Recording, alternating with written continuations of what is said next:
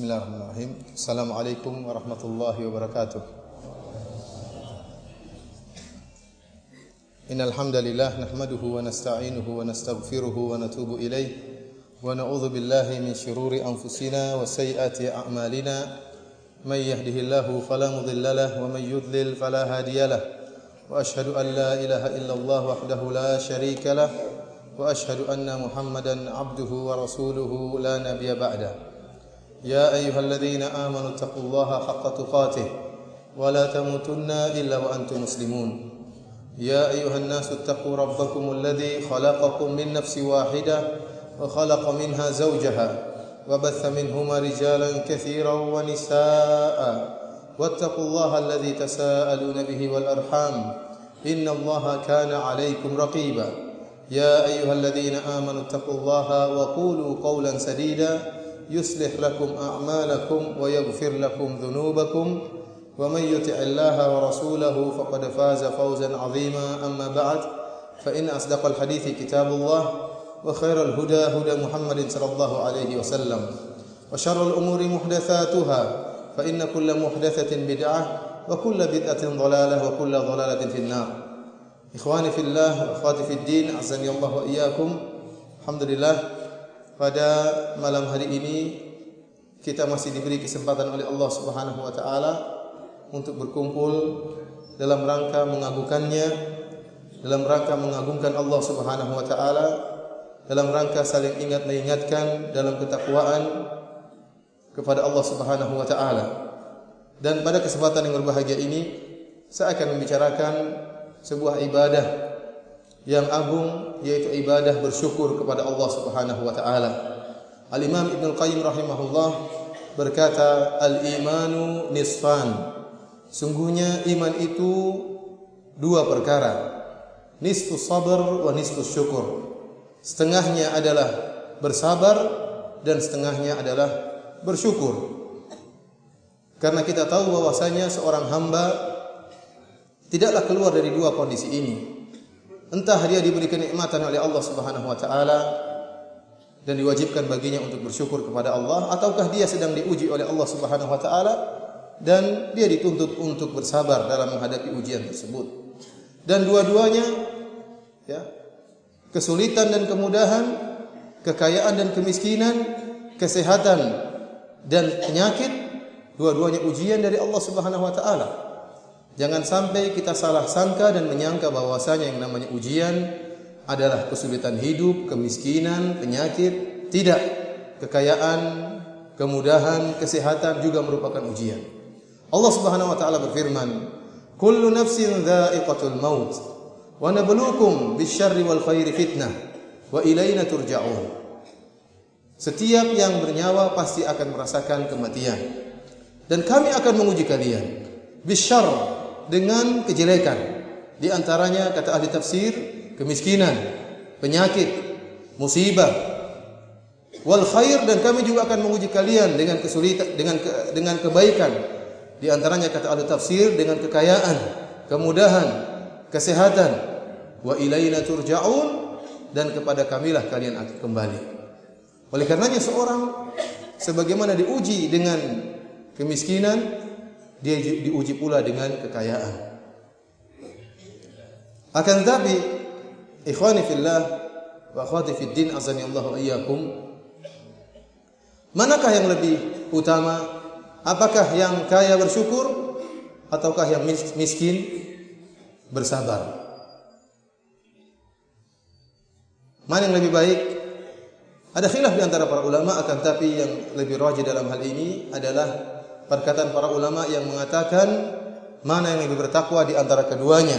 Karena Allah Subhanahu wa taala berfirman, "Inna akramakum 'indallahi atqakum." Sungguhnya yang paling mulia di sisi Allah Subhanahu wa taala adalah yang paling bertakwa di antara kalian. Barang siapa yang dengan syukurnya lebih bertakwa kepada Allah daripada orang lain yang takwanya dengan sabarnya masih lebih rendah, maka lebih utama yang bersyukur. Dan sebaliknya, barang siapa tatkala dia bersabar, ketakwaannya lebih tinggi daripada orang lain yang tatkala bersyukur, maka yang bersabar ini di sisi Allah lebih tinggi. Tergantung kepada orang tersebut. dalam bersyukur kepada Allah ataupun dalam bersabar menghadapi ujian yang Allah berikan kepadanya. Akan tapi tentunya kalau kita disuruh memilih apakah kaya bersyukur atau miskin bersabar, kita pilih yang mana? Miskin bersabar. Iya. Secara fitrah kita akan memilih kaya bersyukur, enak, uang banyak, istri 4, rumah 4, bersyukur lagi kepada Allah Subhanahu wa taala. Di akhirat masuk surga. Daripada miskin, istri 1, ngomel terus. Di neraka, di akhirat di surganya pas-pasan.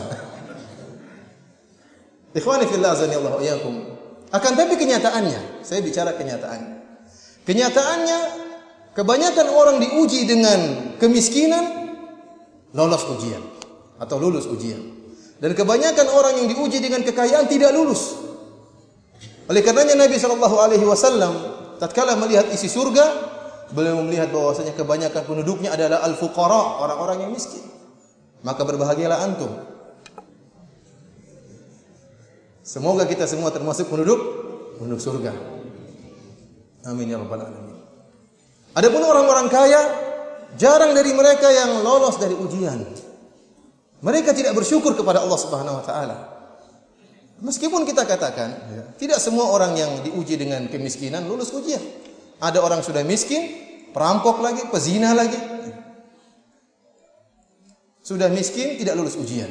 Namun kebanyakan orang-orang yang diuji dengan kemiskinan lebih mudah untuk lulus ujian, berbeda dengan orang-orang yang diuji dengan kekayaan. Kenapa bisa demikian? Allah Subhanahu wa taala telah berfirman dalam Al-Qur'an, "Kalla innal insana la yatgha ar-ra'ahu istaghna." Sungguhnya seorang itu akan berbuat tughyan, melampaui batas, berbuat zalim, sombong dan angkuh. Kapan? Ar-ra'ahu istaghna, tatkala dia merasa dirinya sudah kaya. Tatkala dia merasa dirinya sudah cukup, tidak cukup dengan yang lain, maka dia pun berbuat angkuh, berbuat melampaui batas, terjerumus dalam kemaksiatan. Padahal kata Allah Subhanahu wa taala, ar-ra'ahu istaghna, tatkala dia merasa melihat dirinya, bukan pada hakikatnya. Pada hakikatnya kita semuanya miskin kepada Allah Subhanahu wa taala. Antumul fuqara'u ila Allah. Kalian seluruhnya butuh, miskin, fakir. Zat antum itu butuh kepada Allah Subhanahu wa taala dalam segala hal. Akan tapi terkadang seorang merasa dirinya kaya tatkala diberi kelebihan harta, diberi kesehatan yang hebat sehingga dia merasa tinggi dan lupa diri. Inilah kebanyakan manusia tatkala mereka diberi kekayaan lupa diri dan akhirnya tidak lulus ujian. Karenanya kita dapati sebenarnya kaum muslimin banyak yang kaya, banyak yang kaya. Yang jadi masalahnya pelit. Yang jadi masalahnya banyak yang pelit dari orang-orang kaya tersebut, sehingga tidak bersyukur kepada Allah Subhanahu wa taala. Ikhwani fillah, akhwati fid din, azani Allah wa iyyakum. Akan tetapi kalau kita disuruh milih antara miskin bersabar atau kaya bersyukur, pilih yang mana? Pilih kaya bersyukur. Sebagaimana perkataan Mutarrif bin Abdillah rahimahullah, la an u'afa fa ashkuru ahabbu ilayya min an ubtala fa asbira. Kata beliau, saya diberi kesehatan atau diberi kemudahan dan saya bersyukur, lebih saya sukai daripada saya diuji dan saya bersabar. Itu fitrah manusia. Kenapa banyak orang yang sulit untuk bersyukur kepada Allah Subhanahu wa taala? Allah Subhanahu wa taala telah menyatakan hal ini dalam Al-Qur'an. Kata Allah Subhanahu wa taala, "Wa qalilun min ibadiyasy syakur." Hanya sedikit dari hamba-hambaku yang bersyukur. Hanya sedikit dari hamba-hambaku yang bersyukur. Karenanya ada seorang berdoa kepada Allah Subhanahu wa taala dan didengar oleh Umar bin Khattab radhiyallahu taala anhu. Sebagaimana diriwayatkan oleh Imam Ahmad dalam kitabnya Az-Zuhud, sami'a Umar rajulan yaqul. Umar bin Khattab mendengar seorang berdoa, Allahumma ja'alni minal aqallin. Ya Allah, jadikanlah aku termasuk orang-orang yang sedikit. Maka kata Umar bin Khattab, "Ma hadza?" Doa apa ini? Kata dia, Amirul Mukminin, yaqulullahu azza wa jalla, wahai Amirul Mukminin, Allah Subhanahu wa taala berfirman, "Wa ma amana ma'ahu illa qalil." Hanya sedikit yang beriman kepada Nabi Nuh. Allah Subhanahu wa taala juga berfirman, "Wa qalilun min ibadiyasy syakur." Hanya sedikit dari hamba-hambaku yang bersyukur. Allah juga berfirman, illal ladzina amanu wa 'amilus shalihat wa qalilum ma hum, kecuali orang-orang yang beriman dan beramal saleh, dan betapa sedikit mereka. Kata Umar bin Khattab radhiyallahu taala anhu, "Shadaqta, engkau benar." Kemudian syaitan, iblis, tatkala tahu bahwasanya ibadah syukur merupakan ibadah yang dicintai oleh Allah Subhanahu wa taala, maka syaitan, iblis telah bersumpah untuk menghalangi manusia dari bersyukur kepada Allah Subhanahu wa taala. Iblis pernah mengatakan, "Tsumma la'atiyannahum min baini aydihim wa min khalfihim wa an aymanihim wa an syama'ilihim wa la tajidu aktsarahum syakirin." Kata iblis laknatullah alaihi, dia pernah bersumpah, sungguh-sungguh aku akan mendatangi mereka dari arah depan mereka, dari arah belakang mereka, dari kanan mereka, dari kiri mereka. Wala tajidu aktsarahum syakirin, dan Allah, ya Allah, engkau akan dapati kebanyakan mereka tidak bersyukur. Dan iblis telah menjalankan sumpahnya dan telah membuktikan sumpahnya. Inilah ikhwani fillah sallallahu alaihi wasallam, kenapa kebanyakan orang yang diberi ujian kekayaan, diberi ujian kemudahan, tidak lulus dalam ujian tersebut. Ya. Dan kita berdoa kepada Allah Subhanahu wa taala, semoga Allah menjadikan kita termasuk orang-orang yang sedikit yang bersyukur kepada Allah Subhanahu wa taala. Allah Subhanahu wa taala dalam banyak ayat memerintahkan kita untuk bersyukur. Di antaranya firman Allah Subhanahu wa taala, "Fadhkuruni adzkurkum washkuruni wa la takfurun." Ingatlah aku, maka aku akan mengingat engkau, dan bersyukurlah kepadaku, ya. Wa la takfurun, dan janganlah kalian ingkar kepada nikmat yang aku berikan kepada engkau. Allah Subhanahu wa taala juga mengatakan, memerintahkan orang-orang yang beriman, washkuru lillahi in kuntum iyyahu ta'budun, dan bersyukurlah kalian kepada Allah Subhanahu wa taala jika kalian beribadah kepada Allah Subhanahu wa taala. Hanya beribadah kepada Allah Subhanahu wa taala. Bahkan Allah Subhanahu wa taala menyebutkan bahwasanya Allah menciptakan kita agar kita bersyukur kepada Allah Subhanahu wa taala. Wallahu akhrajakum min butuni ummahatikum la ta'lamuna syai'an wa ja'ala lakumus sam'a wal absara wal af'idata la'allakum tashkurun. Dialah Allah Subhanahu wa taala yang telah mengeluarkan kalian dari perut ibu kalian dalam keadaan kalian tidak mengetahui apa-apa. Kemudian Allah Subhanahu wa taala menjadikan bagi kalian penglihatan, pendengaran dan hati, la'allakum tashkurun, semoga kalian bersyukur. Kemudian Allah Subhanahu wa taala menyebutkan, bahkan Allah merintahkan kita bertakwa agar kita bersyukur. Allah Subhanahu wa taala berfirman, "Wa laqad nasarakumullahu bi Badri wa antum adillah, fattaqullaha la'allakum tashkurun." Dan sungguh Allah Subhanahu wa taala telah menolong kalian tatkala dalam perang Badar dan jumlah kalian sedikit. Fattaqullah, bertakwalah kalian kepada Allah, la'allakum tashkurun, semoga kalian bersyukur kepada Allah Subhanahu wa taala. Bahkan Allah Subhanahu wa taala memerintahkan para nabi untuk bersyukur. Nabi Musa alaihissalam diperintahkan oleh Allah untuk bersyukur. Allah Subhanahu wa taala berfirman, "Ya Musa, inni istafaituka 'alan nasi bi risalati wa bi kalami, fakhudh ma ataituka wa kum minasyakirin." Wahai Musa, sungguhnya aku telah memilih engkau dengan risalahku, engkau dijadikan rasul. Wa bi kalami, yaitu Allah Subhanahu wa taala berfirman langsung, berbicara langsung dengan Nabi Musa. Wa kum minasyakirin, jadilah engkau termasuk orang-orang yang bersyukur. Nabi sallallahu alaihi wasallam bersabda, "Liyattakhidh ahadukum qalban syakiran wa lisanan dzakiran wa zawjatan tu'inuhu ala amril akhirah." Hendaknya salah seorang dari kalian menjadikan hatinya senantiasa bersyukur kepada Allah Subhanahu wa taala, dan menjadikan lisannya senantiasa berzikir kepada Allah Subhanahu wa taala, dan mengambil istri yang bisa membantu dia dalam urusan akhirat. Bagaimanakah cara kita bersyukur kepada Allah Subhanahu wa taala? Para ulama menyebutkan bahwasanya syukur kepada Allah Subhanahu wa taala bisa dilakukan dengan 3 hal, atau harus dilakukan dengan 3 hal. Karena syukur berkaitan dengan ibadah hati, ibadah lisan, dan juga ibadah jawarih. Pertama dengan hati, yaitu kita mengakui bahwasanya segala kenikmatan yang ada pada kita semuanya dari Allah Subhanahu wa taala. Allah Subhanahu wa taala berfirman, "Wa ma bikum min ni'matin fa minallah." Kenikmatan apa saja yang kau dapatkan dari Allah Subhanahu wa taala. Ya ayuhan nas udhkuru ni'matallahi 'alaikum. Hal min khaliqin ghairullahi yarzuqukum minas sama'i wal ard. La ilaha illahu fa anna tufakun. Kata Allah Subhanahu wa taala, wahai manusia, ingatlah nikmat yang Allah berikan kepada kalian. Apakah ada Tuhan lain yang berikan kenikmatan kepada kalian dari langit dan bumi? La ilaha illahu. Tidak ada Tuhan kecuali Allah Subhanahu wa taala.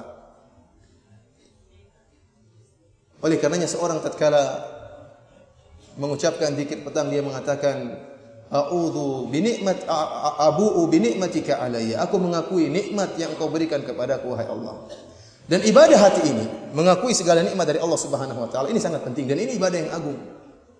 Ibadah yang tidak ada melihat ibadah ini kecuali Allah Subhanahu wa taala. Saya jadi teringat dengan kisah Uwais Al-Qarani rahimahullah yang Nabi sallallahu alaihi wasallam dalam Sahih Muslim mengatakan, khairut tabi'in Uwais Al-Qarani. Sebaik-baik tabi'in adalah Uwais Al-Qarani. Yang kata para ulama, Uwais Al-Qarani adalah tabi'in terbaik secara mutlak. Lebih baik daripada para ulama tabi'in seperti Hasan Al-Basri. Uwais Al-Qarani lebih top, lebih baik. Daripada Sa'id bin Musayyib yang ahli tafsir, Uwais Al-Qarani lebih baik daripada mereka berdua. Sampai-sampai Nabi sallallahu alaihi wasallam memerintahkan Umar bin Khattab radhiyallahu taala anhu untuk meminta agar Uwais mendoakan Umar. Oleh karenanya setelah Rasulullah SAW wafat, Umar bin Khattab radhiyallahu taala anhu, jika datang amdad min ahli Yaman, ada pasukan perang yang datang dari negeri Yaman, maka Umar bin Khattab selalu bertanya, afikum Uwais? Apakah di antara kalian ada orang yang bernama Uwais?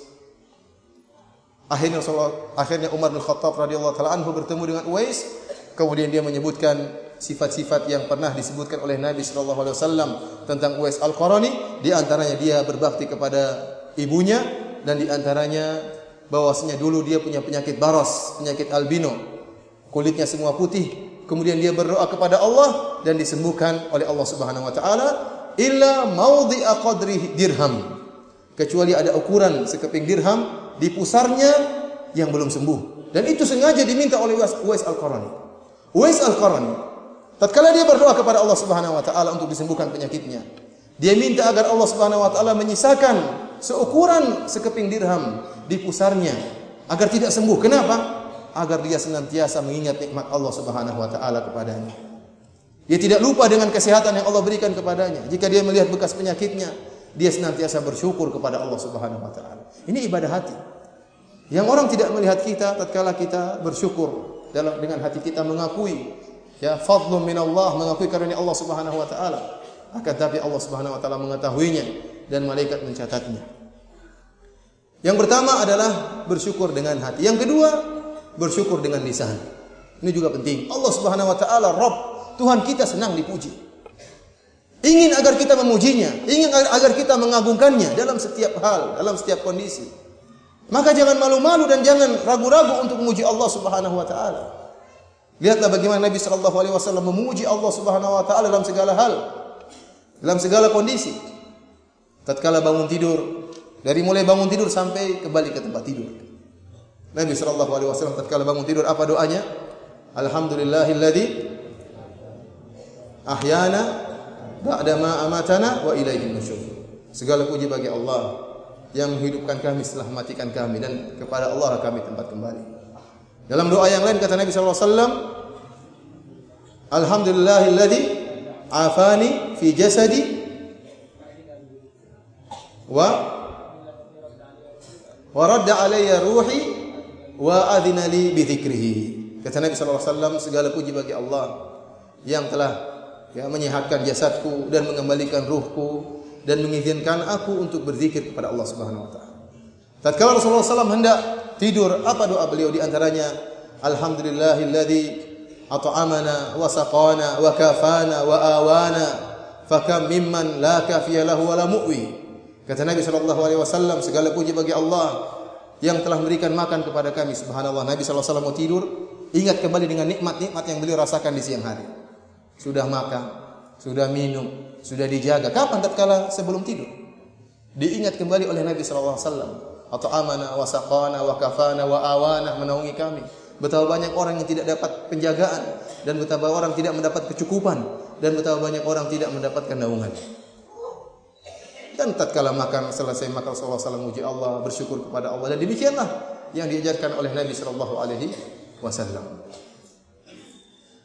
Kemudian juga bersyukur kepada Allah dengan jawarih. Bagaimana kita bersyukur kepada Allah Subhanahu wa taala? Dengan amalan praktek tubuh. Secara umum, jika kita bertakwa kepada Allah Subhanahu wa taala dan jika kita beribadah kepada Allah Subhanahu wa taala, maka kita bersyukur kepada Allah Subhanahu wa taala. Ibadah apa saja kita tunaikan, apakah salat, apakah puasa, apakah sedekah, maka itu merupakan bentuk syukur kita kepada Allah Subhanahu wa taala. Karena terlalu banyak nikmat yang Allah berikan kepada kita. Sebagai contoh, sebagaimana sabda Nabi sallallahu alaihi wasallam tentang salat duha. Kata Nabi sallallahu alaihi wasallam, "Yusbihu ala kulli sulama min ahadikum shadaqah." Sungguhnya setiap pagi, ya, wajib bagi setiap, ya, sendi pada setiap kalian wajib untuk disedekahkan. Dan kita tahu bahwasanya setiap manusia ada sekitar 360 sendi. Dan ini wajib kita syukuri. Engsel kita ini, ya, bisa lentur, ada olinya. Coba kalau lagi macet, betapa banyak orang yang engselnya macet, kena asam urat, setengah mati. Ini nikmat. Mudah kita gerakkan tangan kita. Kalau kita sudah merasa pegal atau salah urat atau keseleo, baru kita rasakan nikmat tersebut. Ini wajib bagi kita untuk sedekahkan nikmat ini. Kata Nabi SAW, cukup dengan 2 rakaat salat duha. Kemudian di antara bentuk bersyukur kepada Allah Subhanahu wa taala adalah sujud syukur.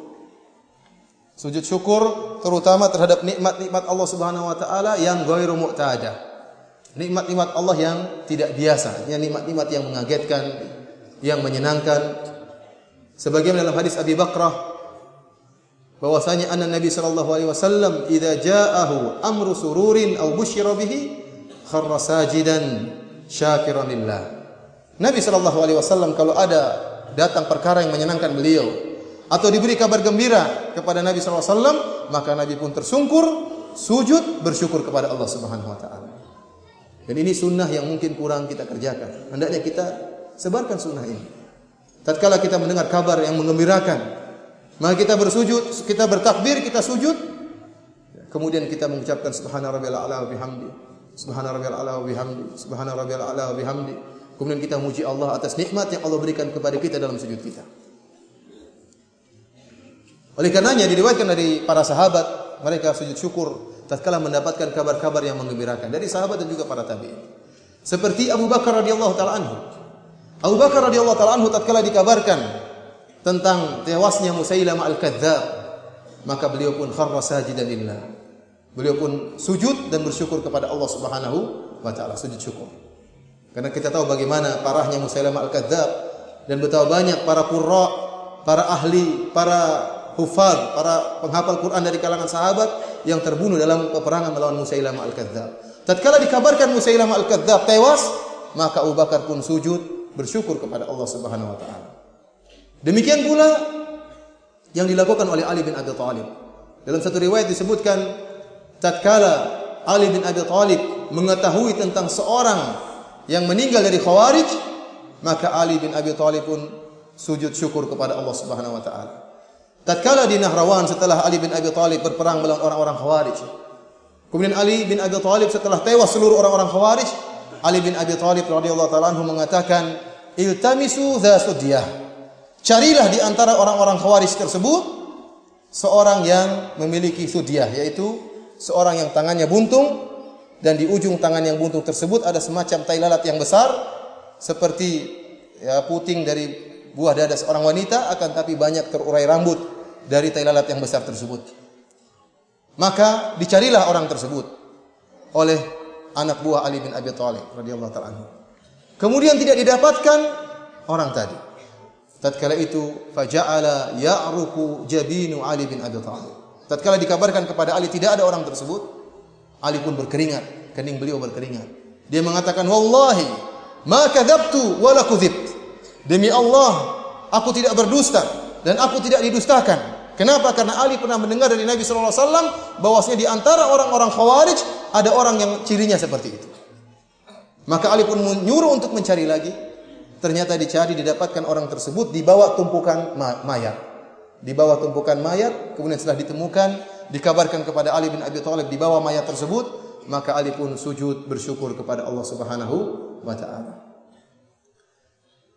Demikian juga tatkala Ka'ab bin Malik radhiyallahu taala anhu diterima taubatnya oleh Allah Subhanahu wa taala karena terlambat tidak ikut dalam perang Tabuk, maka dia pun sujud bersyukur kepada Allah Subhanahu wa taala. Demikian juga Hasan al-Basri tatkala dikabarkan tentang matinya Hajjaj bin Yusuf Ats-Tsaqafi, maka dia pun sujud bersyukur kepada Allah Subhanahu wa taala. Oleh karenanya ikhwan, ini di antara ibadah yang agung jika kita mendapatkan kabar yang menggembirakan kita. Apakah lahirnya anak kita atau ada keberhasilan yang kita dapatkan, ada keberhasilan dakwah yang kita dengar, ada sesuatu yang menyenangkan hati kita, maka kita bersyukur dengan bersujud kepada Allah Subhanahu wa taala satu sujud, kemudian kita puji Allah dalam sujud tersebut. Di antara bentuk bersyukur kepada Allah Subhanahu wa taala dengan anggota tubuh adalah menampakkan nikmat Allah pada diri kita. Ada seorang yang datang kepada Nabi sallallahu alaihi wasallam memakai pakaian yang kusam. Maka Nabi sallallahu alaihi wasallam heran melihat orang ini. Nabi sallallahu alaihi wasallam bertanya, "Hal ataka Allahu malan?" Apakah Allah berikan engkau harta? Kata dia, "Ya Rasulullah, saya punya harta ini dan ini dan ini." Kata Nabi sallallahu alaihi wasallam, "Idza ataka Allahu malan, falyura atharuhu." Kalau seandainya Allah memberikan engkau harta, maka tampakkanlah bukti daripada nikmat tersebut. Jangan pakai pakaian yang usang. Sudah punya hotel 5, sudah punya istri 4, masih pakai motor butut. Kenapa? Zuhud. Zuhud apa pelit? Dia pelit tapi dibalik berdalil dengan zuhud. Ini tidak boleh. Tampakkan nikmat Allah tersebut pada dirinya. Karena ikhwan, ada sebagian orang yang sangat pelit. Sampai-sampai Al-Jahir menulis kitab yang diberi judul Al-Bukhala, orang-orang pelit. Sebutkan cerita tentang orang-orang pelit. Di antaranya ada orang kaya yang sangat pelit. Ingin didakwahi oleh seorang yang miskin. Orang miskin ini mengundang orang kaya tadi agar dia sadar supaya enggak pelit. Karena kita tahu pelit itu ada 2 tingkatan. Tingkatan yang rendah, pelit terhadap orang lain. Tingkatan yang paling parah, pelit pada diri sendiri. Sama diri sendiri apa? Pelit. Maka orang miskin ini pun mengundang orang kaya tadi dan diberi makanan yang banyak untuk menunjukkan bagaimana meskipun saya miskin, saya tidak pelit seperti kamu. Tapi dia tidak sadar, dia makan banyak kemudian sampai kekenyangan. Karena mumpung gratis kan pikirannya. Setelah itu saking kekenyangan dia pun muntah. Tatkala dia muntah dia menangis. Yang miskin tanya, "Kenapa Anda menangis?" Kata dia, "Rugi nih, sudah keluar lagi rugi." Saking pelitnya keluar pun dia menangis. Ini subhanallah ya. Orangnya pelit luar biasa, muntah saja dia menangis. Sampai yang menjadi masalah, kalau dia menyiksa dirinya sendiri masih mending. Dia menyiksa istrinya, yang ikut menderita istrinya, anak-anaknya ikut menderita. Sampai ada kasus di kejadian di Arab Saudi, ada seorang yang anak-anaknya marah sama bapaknya. Kenapa? Tatkala bapaknya meninggal ketahuan ternyata uangnya banyak. Sementara selama ini hidup mereka pas-pasan. Mereka tahu ternyata bapak saya selama ini apa? Pelit. Yang jadi masalah istrinya ikut menderita, anak-anaknya ikut menderita. Sampai anak tahu ada seorang, subhanallah, ada orang yang mau berobat saja dia enggak mau keluarkan uang, padahal uangnya miliaran. Dia disuruh untuk berobat. Dia lagi di Jakarta. Lagi terkena penyakit jantung. Dianjurkan kepada dia untuk berobat di Jakarta, dekat. Kata dia mahal di Jakarta. Saya ingin berobat di kota lain. Akhirnya mau naik pesawat sudah meninggal dunia sebelum sampai di tempat lain. Nah, pelit sama dirinya. Dan ikhwani fil azani Allah hayakum. Di antara bentuk rasa syukur kepada Allah Subhanahu wa taala adalah kita menampakkan nikmat yang Allah berikan kepada kita. Orang yang tidak menampakkan nikmatnya dan selalu menampakkan dirinya miskin dan miskin, setiap ditanya mengeluh terus, ini orang yang kufur ingkar kepada nikmat Allah Subhanahu wa taala. Menampakkan pada orang lain agar dikasihani, padahal sudah berkecukupan, agar diberi oleh orang lain atau agar dikasihani oleh orang lain, agar tidak dimintai sedekah oleh orang lain, dia sembunyi-sembunyikan seakan-akan dia juga sangat butuh. Ini orang ingkar kepada nikmat Allah Subhanahu wa ta'ala. Tidak boleh demikian. Akan tetapi, tatkala seorang ingin menampakkan nikmat Allah kepada dia pun tidak boleh berlebih-lebihan. Nabi sallallahu alaihi wasallam bersabda, ya, kulu washrabu wa tasaddaqu walbasu, kata Nabi sallallahu alaihi wasallam, makan dan minumlah dan bersedekahlah dan pakailah pakaian fi ghairi makhilah wala saraf. Akan tapi jangan pakaian yang sombong dan jangan pula pakaian yang berlebih-lebihan. Kita kalau orang kaya pun tidak boleh kemudian pakai pakaian dalam rangka untuk sombong.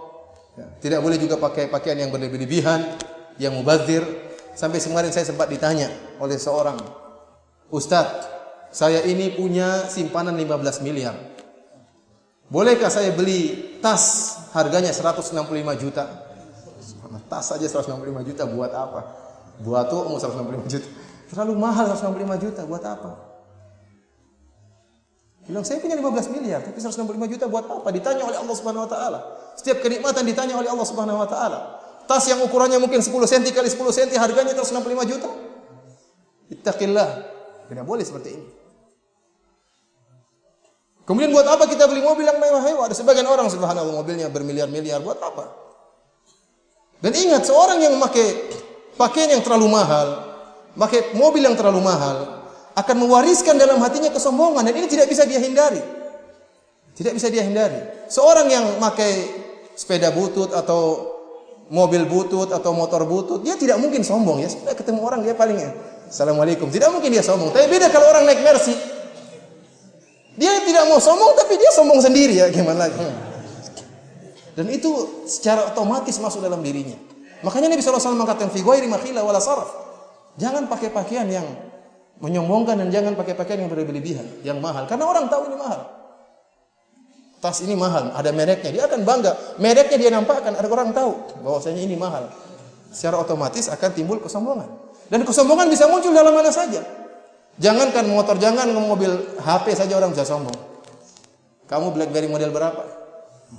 Saya iPhone 5. Timbul kesombongan dalam diri. Alhamdulillah ikhwani fillah azani Allah wa iyyakum. Ya, di antara bentuk beribadah, bersyukur kepada Allah dengan jawarih adalah menampakkan nikmat yang Allah berikan kepada kita, akan tapi tidak boleh berlebih-lebihan. Kemudian di antara bentuk bersyukur kepada Allah dengan jawarih atau dengan lisan adalah tahu diri dan berterima kasih kepada orang yang bantu kita. Orang yang punya kebaikan kepada kita. Oleh karenanya Nabi SAW bersabda, la yashkurullah man la yashkurun nas. Orang yang tidak berterima kasih kepada manusia tidak berterima kasih kepada Allah Subhanahu wa taala. Kalau ada orang berbuat baik kepada kita, kita berterima kasih kepada kita, ucapkan.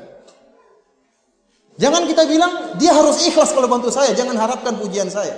Itu urusannya dengan Allah. Antum ditugaskan oleh Allah untuk apa? Berterima kasih. Kalau tidak bisa kasih balasan seperti itu, antum ucapkan jazakallah khairan. Karena sebagian orang ya, ada muhsinin membantu, kata dia, bantu saja. Ya. Sudah jangan tanya-tanya uang ini mau saya kemanakan. Harus ikhlas kalau bantu. Itu urusannya dengan Allah Subhanahu wa taala. Antum berbuat baik sama dia. Sebagian orang subhanallah minta bantuan dengan angkuhnya, investasi akhirat. Dia bilang, saya mohon bantuan. Jadi seakan-akan kalau orang kasih sudah itu saya enggak mau terima kasih sama antum. Karena itu kebaikan antum sendiri, investasi di akhirat. Loh, iya benar itu investasi di akhirat, tetapi antum berterima kasih karena dia punya jasa. Dan Allah merintahkan kita untuk mengenal jasa orang lain. Dan tatkala seorang memberikan kepada kita, kita terima. Jangan kemudian kita akhirnya juga mencari aib-aib barang tersebut. Orang kasih kita barang, oh ini barang ini jelek, barang ini kekurangannya dan macam-macam. Ini merupakan bentuk tidak berterima kasih kepada manusia. Dan barang siapa yang tidak berterima kasih kepada manusia, tidak berterima kasih kepada Allah Subhanahu wa taala. Ikhwani fillah wa akhwati fid din, azani Allah wa iyyakum. Ada perkara-perkara yang membantu kita untuk bersyukur kepada Allah Subhanahu wa taala. Di antaranya ikhwan, yang pertama adalah kita berusaha melihat orang-orang yang lebih rendah daripada kita dalam masalah dunia. Kata Nabi sallallahu alaihi wasallam, Unzuru ila man huwa asfala minkum wa la tanzuru ila man huwa a'la minkum atau wa la tanzuru ila man huwa fawqakum fa innahu ajdaru alla tasdaru ni'matallah. Kata Nabi sallallahu alaihi wasallam, lihatlah kepada orang yang lebih rendah daripada engkau dan janganlah kalian melihat kepada yang lebih tinggi daripada kalian dalam masalah dunia. Karena hal ini lebih mudah untuk menjadikan kalian menghargai dan tidak meremehkan karunia Allah kepada kalian. Karena seorang kalau melihat ke atas terus tidak akan pernah puas. Akan tapi seorang jika kemudian dia misalnya diuji oleh Allah Subhanahu wa taala, dia melihat masih banyak orang yang lebih sakitnya lebih parah. Kalau diberi anugerah rumah yang sederhana, dia lihat masih banyak orang masih belum punya rumah. Sehingga dengan demikian dia bisa merasakan betapa besar nikmat Allah yang Allah berikan kepada dia. Ini yang pertama, selalu memandang ke bawah dalam masalah dunia agar kita bersyukur kepada Allah Subhanahu wa taala. Yang kedua, menghitung-hitung nikmat Allah Subhanahu wa taala. Mengingat-ingat nikmat Allah Subhanahu wa taala. Allah Subhanahu wa taala berfirman, "Wa ataakum min kulli ma sa'altumuh wa in ta'uddu ni'matallahi la tuhsuha." Dan Allah Subhanahu wa taala memberikan apa yang kalian minta, dan jika kalian menghitung-hitung nikmat Allah Subhanahu wa taala, maka kalian tidak akan bisa menghitungnya. Terlalu banyak ya ikhwan nikmat yang Allah berikan kepada kita. Allah Subhanahu wa taala menjadikan kita dari tidak ada menjadi ada, itu suatu merupakan kenikmatan.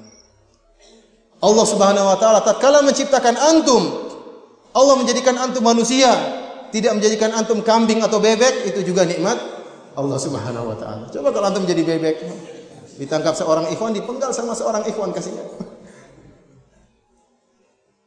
Kemudian Allah Subhanahu wa taala tatkala menjadikan antum manusia, Allah Subhanahu wa taala menjadikan antum, berikan antum di atas Islam. Ini nikmat. Betapa banyak orang manusia tapi otaknya tidak jalan untuk beribadah kepada Allah Subhanahu wa taala.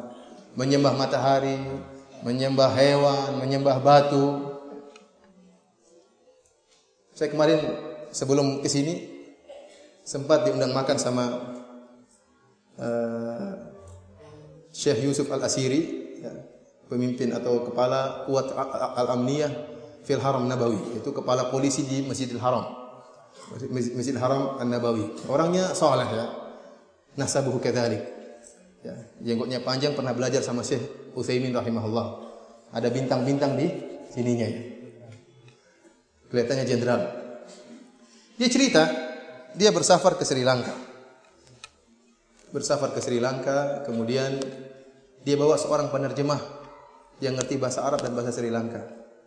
Kemudian dia berjalan masuk menuju tempat ibadah orang-orang Buddha. Di situ ada patung Buddha gede. Dia pakai jubah, pakai songkok, pakai sendal, masuk di tempat ibadah mereka. Ditegur dia tatkala ingin masuk. Kata penjaganya, buka sendal. Dia buka sendal. Dia pas masuk lagi katanya, buka songkok. Dia buka songkok. Ini juga dibuka katanya. Enggak katanya. Akhirnya dia masuk. Setelah dia masuk, segera dia menuju pendeta yang sedang menjaga patung Buddha. Jadi patung Buddhanya dijaga sama siapa? Pendeta. Maka kemudian dia bikin ulah memang tatkala itu. Banyak orang lagi ziarah, orang-orang Buddha. Dia mengatakan kepada patung Buddha, "Assalamualaikum." Orang semua lihat. Kata penerima, Syekh, jangan Syekh. "Assalamualaikum." Orang semua lihat, besar lah, sampai 3 kali. Kata dia terjemah. Bilang, kenapa ini patung tidak jawab salam saya? 3 kali saya kasih salam. Kata penerjemah ini, ya Syekh, jangan Syekh. Nanti saya dibunuh sama mereka ya Syekh. Kata Syekh, saya pingin kau mati, jihad di jalan Allah. Kata dia, jangan Syekh. Kata dia terjemah, kalau tidak, saya bikin yang lebih parah daripada ini. Akhirnya terpaksa diterjemah. Dia bilang, ya pendeta, kenapa ini tidak jawab salam? Jadi ya ada ruh di dalamnya. Tidak bisa kita tahu apa perkataan patung ini. Kata Syekh sengaja memang sudah direncanakan, dia bawa batu. Dia bilang ini sama dengan batu ini, tahu enggak? Sama dengan batu ini. Batu besar ini sama dengan batu kecil ini. Kalau dia punya ruh, matanya akan bisa menutup seperti saya. Lidahnya bisa keluar, ini enggak bisa apa-apa. Nah, ini diterjemahkan orang ini. Dia bilang, Syekh afwan, kita keluar Syekh. Dia takut, pendeta bisa jadi manggil orang lain. Akhirnya segera Syekh keluar. Kata Syekh, tatkala saya keluar, saya lihat pendeta tadi nengok ke atas. Benar juga mungkin katanya. Kena syubhat dia. Ikhwan, subhanallah. Kita bersyukur kepada Allah. Allah Subhanahu wa taala menjadikan kita orang-orang yang beriman. Banyak orang menyembah makhluk. Kalau antum mengandalkan otak antum, kecerdasan antum, IQ-nya dibandingkan IQ orang Jepang, IQ antum jongkok. Tapi antum subhanallah, Allah berikan taufik menyembah Allah Subhanahu wa taala. Mereka yang otaknya cerdas menyembah matahari. Mereka orang-orang ini yang otaknya cerdas menyembah patung, menyembah hewan. Sapi kerbau diibadahi. Oleh karenanya kita bersyukur kepada Allah Subhanahu wa taala tatkala berada di atas Islam. Kemudian syukur yang lebih besar lagi tatkala Allah Subhanahu wa taala memilih kita di antara kaum muslimin menjadi ahlus sunnah wal jamaah, di atas sunnah. Kita bahagia dan kita juga sedih sekalian tatkala melihat saudara-saudara kita yang tidak mengenal sunnah, terjerumus dalam praktek-praktek bid'ah, menghabiskan uang mereka, ada yang beribadah dengan dalam kesyirikan. Kita bersyukur kepada Allah Subhanahu wa taala. Kemudian juga di antara perkara yang buat kita bersyukur kepada Allah Subhanahu wa taala, kita renungkan dengan akan tubuh kita. Allah Subhanahu wa taala memberikan kesehatan kepada kita. Ya ikhwan, kesehatan yang Allah berikan kepada kita adalah nikmat yang luar biasa. Allah memberikan kemudahan kepada kita untuk masih bisa hidup, masih bisa beribadah kepada Allah Subhanahu wa taala. Tidak jamin seorang yang kemudian rajin olahraga, kemudian rajin lari pagi, kemudian dia mesti lebih sehat, lebih banyak beribadah kepada Allah Subhanahu wa taala. Ada orang yang badannya kuat, tahu-tahu meninggal dunia. Ada yang badannya kokoh, kekar, tahu-tahu kena asam urat. Ada yang badannya lemes-lemes, mungkin perutnya agak besar, tapi sehat-sehat saja. Bukan berarti jangan berolahraga. Artinya, kita berolahraga bukan jaminan. Kalau Allah cabut kesehatan tersebut, siapapun bisa meninggal dunia. Nikmat dari Allah Subhanahu wa taala. Kemudian kita lihat, wa fi anfusikum afala tubsirun. Lihatlah pada diri kalian, Allah menciptakan tubuh kita ini dengan penuh muhkam, dengan sangat baik. Allah meletakkan kepala di atas, hidung lubangnya di bawah bukan di atas. Kemudian antum lihat jantung antum di dalam tubuh. Allah Subhanahu wa taala meletakkan jantung antum di balik tulang yang menjaga jantung tersebut. Ciptaan yang sangat sempurna. Coba kalau jantung antum di luar sini, gantung. Kalau ada orang jengkel sama antum langsung dia pejit begini, selesai perkara. Tapi subhanallah, belum antum lihat bagaimana ciptaan Allah Subhanahu wa taala. Antum lihat matahari, Allah jalankan pada jalurnya, tidak mundur dan tidak maju. Seandainya mundur sedikit, kita mungkin membeku. Seandainya maju sedikit, kita terbakar. Tapi Allah alirkan di atas jalurnya. Demikian juga hujan. Al-Imam Ibnul Qayyim rahimahullah dalam kitabnya Miftahud Daris Sa'adah menyebutkan tentang bagaimana agungnya ciptaan-ciptaan Allah Subhanahu wa taala. Di antaranya beliau berbicara tentang hujan. Allah Subhanahu wa taala berfirman, afara'aitumul ma'a alladhi tashrabun a antum anzaltumuhu minal muzni am nahnul munzilun. Tidakkah kalian melihat tentang hujan, air hujan yang Allah turunkan yang kalian minum? Apakah air tersebut kalian yang turunkan dari awan ataukah kami yang menurunkan? Lau nasya'u ja'alnahu ujajan falaula tashkurun. Kalau Allah berkehendak, Allah menjadikan air hujan tersebut asin. Kenapa kalian tidak bersyukur? Allah mampu untuk menurunkan hujan dalam keadaan asin. Coba kalau yang turun hujan asin, kita bagaimana kehidupan kita? Akan mati semua kita ini. Dan antum lihat bagaimana hujan, kata Ibnu Qayyim rahimahullah. Hujan diturunkan oleh Allah Subhanahu wa taala tetesan-tetesan. Dan satu tetes mengenai satu titik di tanah. Tetesan hujan tersebut tidak berkumpul di atas.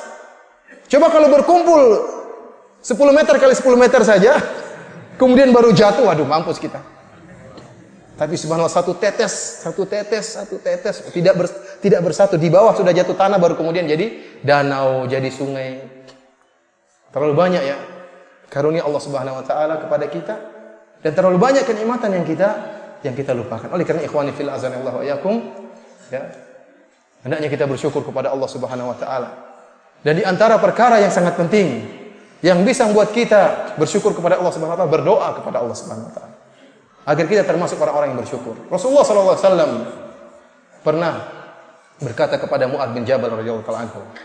Kata Nabi sallallahu alaihi wasallam, "Ya Mu'adz, wallahi inni la uhibbuk." Wahai Mu'adz, demi Allah aku sangat cinta kepada engkau wahai Mu'adz. Ini itu penekanan. Sungguhnya aku la uhibbuk. Sungguh-sungguh benar aku cinta kepada engkau wahai Mu'adz. Ini mukaddimah yang Rasulullah berikan kepada Mu'adz agar Mu'adz bin Jabal perhatian dengan apa wasiat Nabi sallallahu alaihi wasallam. Kata Nabi sallallahu alaihi wasallam, "Fala tad'anna fi duburi kulli salatin taqul Allahumma a'inni ala dzikrika wa syukrika wa husni ibadatik." Jangan sekali-sekali engkau tinggalkan wahai Mu'adz di setiap akhir salat agar engkau berdoa, "Ya Allah, a'inni ala dzikrika," bantulah aku untuk bisa mengingat engkau, berzikir kepadamu. "Wa ala syukrika," dan untuk bersyukur kepada engkau ya Allah.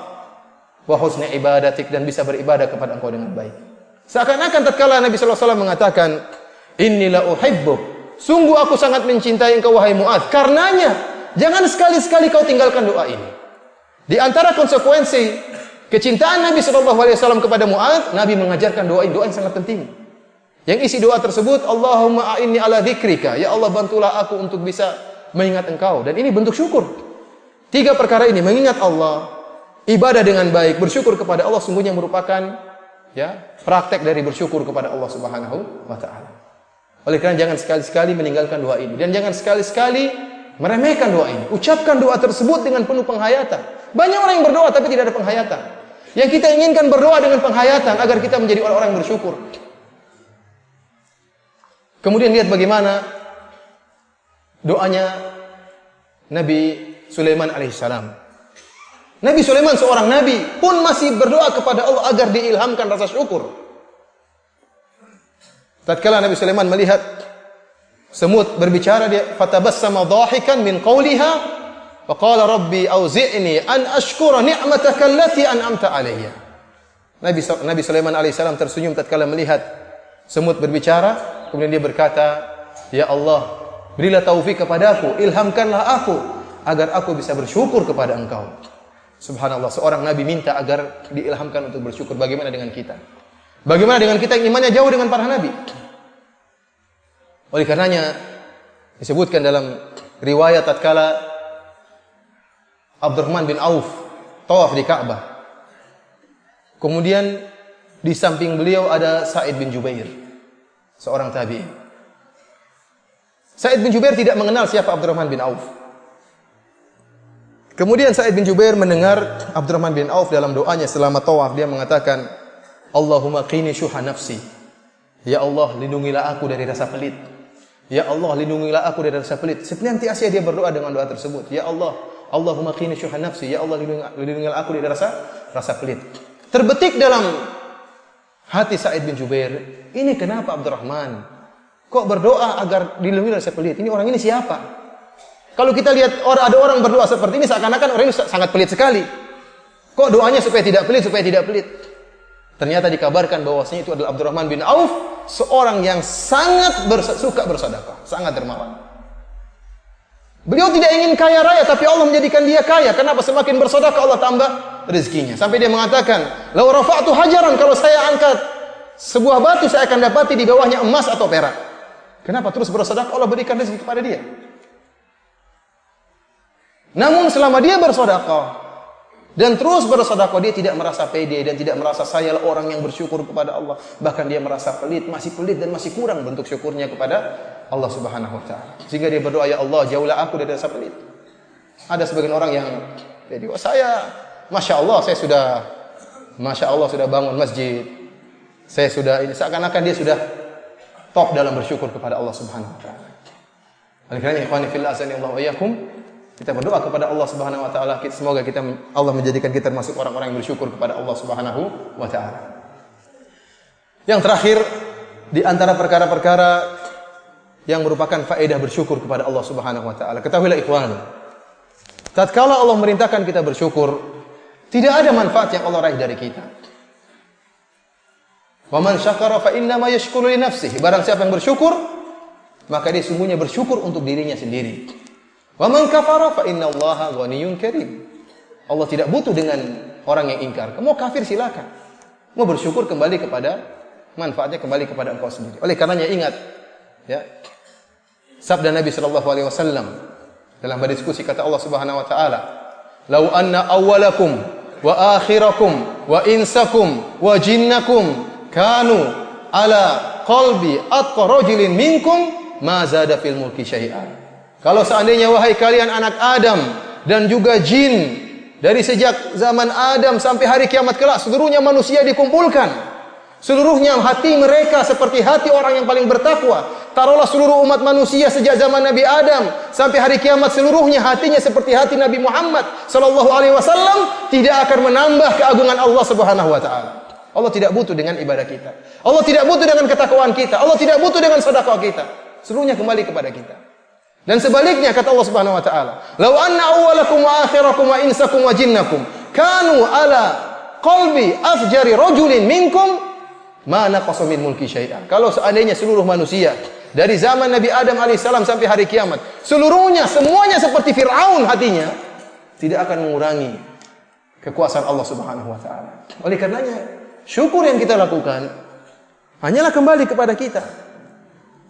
Manfaatnya kembali kepada kita. Di antaranya Allah Subhanahu wa taala akan menghalangi seorang bersyukur dari adab Allah Subhanahu wa taala.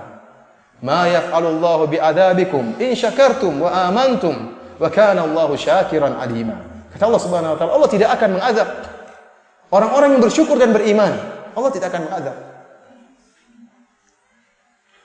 Kemudian juga orang yang bersyukur kepada Allah Subhanahu wa taala akan ditambah rezekinya. La in syakartum la azidannakum wa la in kafartum inna adzabi lasyadid. Barang siapa yang bersyukur kepada Allah Subhanahu wa taala, maka Allah akan tambah rezekinya. Kemudian barang siapa yang bersyukur kepada Allah, dia akan meraih ridha Allah Subhanahu wa taala. Nabi sallallahu alaihi wasallam bersabda, "Innallaha la yarda an 'abdihi idza akala al-aklah fayahmadahu 'alaiha aw syariba asy-syarbata fayahmadahu 'alaiha." Sungguhnya Allah Subhanahu wa taala ridha kepada hambanya yang tatkala dia makan kemudian dia memuji Allah Subhanahu wa taala, dan tatkala dia minum maka dia memuji Allah Subhanahu wa taala. Orang yang senantiasa memuji Allah Subhanahu wa taala, bersyukur kepada Allah Subhanahu wa taala, maka dia akan meraih keridhaan Allah Subhanahu wa taala. Demikianlah ikhwani fillah azanillahu wa iyyakum apa yang bisa Anda sampaikan tentang ibadah syukur ini. Ibadah yang agung yang kata Imam Ibnu Qayyim rahimahullah, nisful iman, setengah dari iman. Jangan kita lalaikan ibadah ini. Sungguhnya barang siapa yang bersyukur, memiliki hati yang senantiasa nerima, qanaah, maka dia akan hidup berbahagia. Sebagaimana perkataan Al-Imam Asy-Syafi'i rahimahullahu taala, "Idza ma kunta dza qalbin qanu'in fa anta wa malikud dunya sawa'u." Kalau seandainya engkau memiliki hati yang selalu qanaah, terima dengan nikmat yang Allah berikan kepada engkau, maka engkau dan raja dunia sama saja. Sama saja. Apa yang dicari raja dengan hartanya? Ingin bahagia. Tapi kalau antum terima dan bersyukur atas apa yang Allah berikan kepada engkau, maka engkau akan bahagia sebagaimana raja-raja dunia, bahkan bisa jadi lebih berbahagia daripada mereka. Wallahu ta'ala bishawab. Selanjutnya kalau ada pertanyaan, azan dulu ya. Oke, fadhal. Pertanyaan pertama, apakah sujud syukur itu tanpa wudu atau perlu berwudu? Ada khilaf di antara para ulama tentang masalah ini. Apakah sujud syukur itu harus wudu atau tidak perlu wudu? Wallahu a'lam bishawab ya. Saya tadi baru melihat fatwa dari Syekh Muhammad bin Shalih Al-Utsaimin rahimahullah. Beliau merajihkan bahwasanya sujud syukur tidak wajib untuk apa? Berwudu. Karena terkadang nikmat datang dengan tiba-tiba. Tiba-tiba ada kabar gembira, ya. Kemungkinan seorang kemudian misalnya ya tidak sempat berwudu, dia langsung spontan kharra sajidan lillah, sujud kepada Allah Subhanahu wa taala. Jadi cara sujud syukur, dia bertakbir menghadap kiblat, kemudian dia bertakbir, dia sujud, kemudian dia mengatakan subhana rabbiyal a'la sebagaimana disebut oleh para fuqaha, subhana rabbiyal a'la wa bihamdi, subhana rabbiyal a'la wa bihamdi, kemudian dia boleh memuji Allah tatkala itu. Allahumma inni ashkuruka ala ni'mati kadza wa kadza. Saya bersyukur kepada Engkau ya Allah atas nikmat ini dan ini. Setelah itu selesai, tidak perlu salam, ya. dan yang dirajikan oleh Syekh Muhammad bin Shalih Al-Utsaimin rahimahullah, tidak perlu berwudu. Berwudu hanyalah sunnah dan tidak wajib. Kemudian pertanyaan berikutnya, bagaimana sikap ana kepada istri yang selalu ngamuk-ngamuk kalau ana sebut poligami? Mohon nasihat. Ini nasihat kepada istri atau kepada antum? Ya ikhwan, ya. Kita tahu bahwasanya poligami merupakan mukjizat. Syariat mukjizat. Benar atau tidak? Benar. Karena poligami merupakan syariat yang memperhatikan skala besar, bukan hanya skala rumah tangga, tapi skala, ya, bahkan skala negara. Karena syariat memandang rakyat atau komunitas Islam secara keseluruhan. Memang benar, kita tidak pungkiri. Tatkala ada terjadi poligami, bisa jadi ada pihak dari istri yang kecewa atau yang merasa kurang diperhatikan atau yang selama ini perhatiannya penuh menjadi berkurang. Ini tidak dipungkiri. Dan ini mungkin kalau dianggap kemudaratan bagi dia, kalau dianggap kemudaratan. Akan tapi syariat poligami memandang menimbang antara maslahat dan kemudaratan. Dan ternyata kemaslahatan poligami jauh lebih besar. Bukankah di sana ada 3 wanita yang lain yang tidak bisa menikah? Dengan dia, ya, menikahi wanita kedua, ketiga, dan keempat, banyak wanita yang bisa ditolong. Oleh karenanya, masalah sulit atau susah ini masalah yang relatif. Pernah terjadi dialog antara 2 orang wanita. Yang satu membela poligami mati-matian, yang satu menolak poligamis mati-matian. Setelah dicek, ternyata yang menolak istri pertama, yang membela istri ketiga. Repot juga. Nah, syariat tidak memandang pribadi, tapi syariat melihat kemaslahatan. Justru saya katakan ini mukjizat. Oleh karenanya kita dapati orang-orang kafir juga mereka mempraktikkan poligami, hanya saja tanpa aturan. Mau 100 perempuan juga boleh, dan boleh 1 jam saja. Kita tidak poligami pakai mahar. Kemudian harus akad pernikahan, ada walinya, dan hanya terbatas cuma 4. Karena kalau 5 keok laki-laki itu. Jadi 4 yang masuk akal, ya. Secara umum manusia bisa berbuat adil dan bisa memberi kebahagiaan, maksimal 4 dalam syariat Islam. Adapun orang-orang kafir mereka berzina sepuas. Oleh karenanya dikatakan syariat merupakan poligami merupakan syariat mukjizat yang Allah turunkan yang harus kita akui. Hanya saja tidak semua orang bisa melaksanakan poligami. Tidak semua orang bisa melaksanakan. Tidak semua laki-laki jantan bisa melaksanakan poligami. Kenapa? Karena ada di antara orang-orang yang tidak adil. Dan kita tahu bersama Rasulullah SAW mengancam orang-orang yang tidak adil. Kata Nabi SAW, "Man kanat lahum ra'atani, famala ila ihdahuma jaa yaumal qiyamati wa shikkuhu ma'il."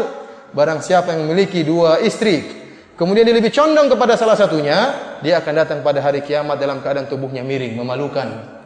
Orang-orang akan bilang, "Wah, Abu Fulan ternyata badannya miring." Ternyata tidak adil. Tapi kalau dia adil, dia dengan lurus, tidak jadi masalah. Yang jadi masalah kalau miring. Ini berarti tidak semua orang bisa melaksanakan praktik poligami. Dan saya ingatkan, masalah ekonomi bukan masalah yang sepele. Nabi SAW berbicara tentang nikah pertama. Kata Nabi SAW, orang baru menikah, "Ya ma'syarasy syabab, man istata'a minkumul ba'a falyatazawwaj." Wahai para pemuda, barang siapa di antara kalian yang mampu untuk menikah, maka menikahlah. Kemampuan ini dijelaskan oleh, ya, para ulama, para syurahul hadis, intinya kembali kepada kemampuan secara ekonomi untuk menikah. Karena kalau masalah jima, seluruh syabab mampu. Kalau artinya jima, ya semua orang syabab bisa mampu. Tapi Rasulullah mengatakan, "Faman lam yastati' fa'alaihi bisyam." Barang siapa yang tidak mampu, maka wajib berpuasa. Tidak mampu apa maksudnya? Tidak memiliki kemampuan ekonomi. Kalau tidak mampu, dia punya kemampuan berjima, makanya dia berpuasa supaya bisa mengendorkan syahwatnya. Tapi dia tidak mampu untuk memiliki sisi ekonomi. Ini pada nikah pertama, dia sudah harus memperhatikan masalah ini. Bagaimana dengan nikah kedua, ketiga, dan keempat. Oleh karenanya, saya kemarin pas waktu pergi ke Singapura, saya kaget dengan praktek pemerintahan Singapura. Ya. Di sana ada komunitas Muslim dan komunitas Buddha, orang Cina. Orang Cina kalau ketahuan poligami dipenjara. Kalau ketahuan poligami apa? Dipenjara. Misalnya dia istri pertamanya di mana di Lombok, di mana? Di Singapura. Kemudian dia nikah di Cina, akhirnya istrinya yang di Singapura cross check, cari-cari tahu, ketahuan ada istrinya di Cina, maka suaminya akan di penjara. Beda dengan orang Islam, di sana dibolehkan untuk poligami. Tetapi akan diutus orang mengecek tentang ekonomi orang ini, dicek penghasilannya berapa, mungkin atau tidak. Nah, jualan apa? Jualan es krim. Jualan pulsa mau poligami. Subhanallah.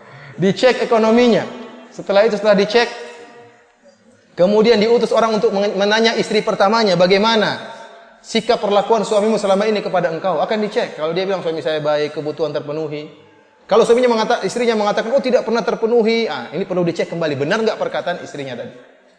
Kalau ternyata tidak benar, maka yang dimenangkan perkataan suaminya. Dia boleh berpoligami meskipun istrinya tidak mengizinkan. Ini saya dengar langsung oleh seorang ikhwan yang tinggal di sana dan dia cerita tentang hal ini. Ada orang yang nekat untuk poligami meskipun tidak mampu. Dan ini sangat menyedihkan. Ada seorang, ini istrinya 4. Subhanallah. Rumahnya satu atap. Kamarnya disekat-sekat. Istrinya minta cerai, kenapa? Tatkala suaminya bermesraan dengan istri yang lain, terdengar desah-desihnya. Bagaimana dia tidak menderita? Hanya wanita tidak normal saja yang tidak menderita. Makanya kalau sekatnya harus mantap sekatnya. Pasang pengedap suara. Itu tidak mengapa. Tapi kalau tidak ada pengedap suara, kedengaran desah-desihnya ini mengganggu stabilitas keamanan ini seorang wanita. Ikhwan, ana mengatakan syariat poligami syariat yang jempol, syariat yang mukjizat dari Allah Subhanahu wa taala. Akan tapi kalau seorang hendak praktekkan, maka praktekkan dengan baik. Kenapa? Karena banyak kenyataannya, ikhwan. Payah prakteknya. Sampai ada seorang yang buat dialog antara syair poligami antara suami dan istri. Suaminya mengatakan, wahai istriku, bukankah matahari diciptakan oleh Allah untuk banyak planet? Dan planet yang satu tidak marah dengan matahari tatkala planet lain disinari. Apakah kau ridho kalau saya jadi matahari dan kau menjadi salah satu planet tersebut? Karena kita tadi, sudah jangan banyak omong. Lampu di rumah 5 watt belum dibayar. Mau bicara matahari. Kalau kamu matahari nggak jauh, lampu di rumah saja belum dibayar listriknya, kemudian kamu mau jadi matahari. Makanya punya lampu 30 watt, 15 untuk yang satu, 15 yang untuk yang lain. Pas 30 watt. Ikhwani fillah azanillahu wa iyyakum, intinya itu syariat yang mulia, akan tapi tidak semua orang bisa mempraktekannya. Ya, barang siapa yang bisa mempraktekannya silakan. Dan seorang jika ingin poligami, persiapan dengan matang, jangan menyakiti hati istrinya. Sejak awal sudah bilang saya mau poligami. Istrinya menderita terus. Siapkan dirinya, kalau sudah mantap langsung diomongin dengan cara yang baik, diatur secara rapi. Tapi tiap hari saya mau poligami, dites dulu istrinya siap enggak. Kalau siap langsung, kalau enggak tunggu lagi terus sampai istrinya bosan dengar tersiksa terus tiap hari.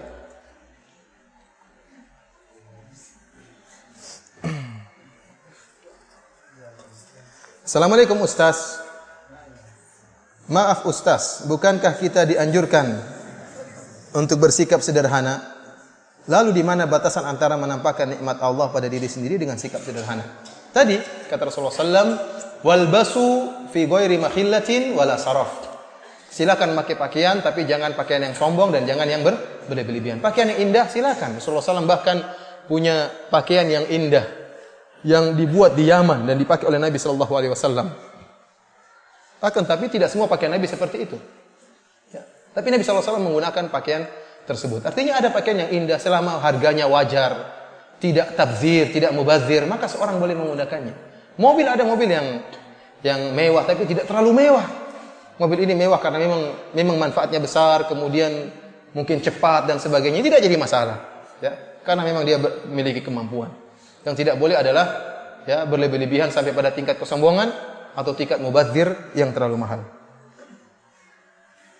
Bagaimana dengan cerita ini? Guru saya meskipun mampu membeli sepeda motor, beliau tetap memakai sepeda ontelnya ke sekolah. Bahkan sampai dikasih sepeda motor oleh temannya, namun beliau menolak, merasa dihina. Dan menyatakan, Anda kira saya tidak mampu beli barang itu? Namun saya suka memakai sepeda kalau saya ke sekolah. Ya tidak jadi masalah ya. Ada orang yang kaya tapi dia hobi pakai sepeda. Namun jangan dia ya menampakkan dia miskin, butuh apa namanya? Butuh bantuan. Jadi masalah hobi. Jadi masalah.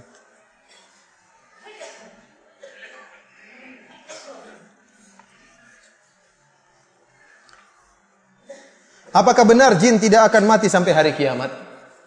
Tidak ada dalil bahwasanya jin tidak akan mati sampai hari kiamat. Tidak ada dalil. Yang ada cuma iblis.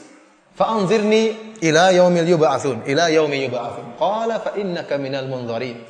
Kata iblis, ya Allah, tangguhkanlah aku sampai hari kiamat. Karena iblis ingin menyesatkan manusia. Oleh karenanya iblis sangat berpengalaman dalam menggoda manusia.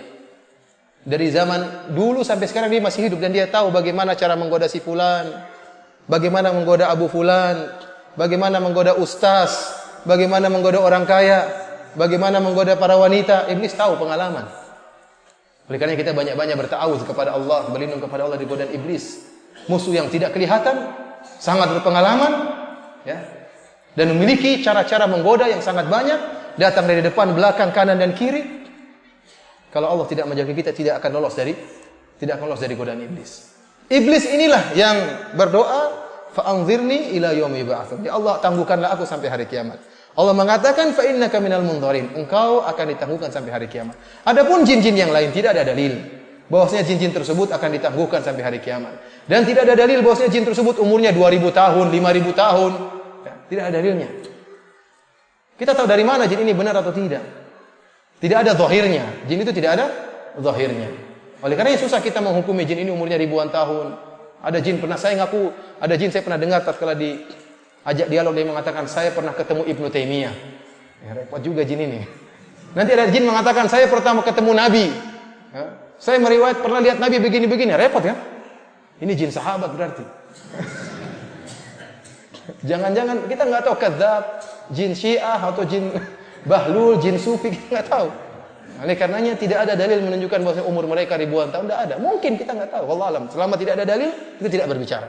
Tetapi yang jelas yang ditangguhkan hanyalah siapa? Iblis.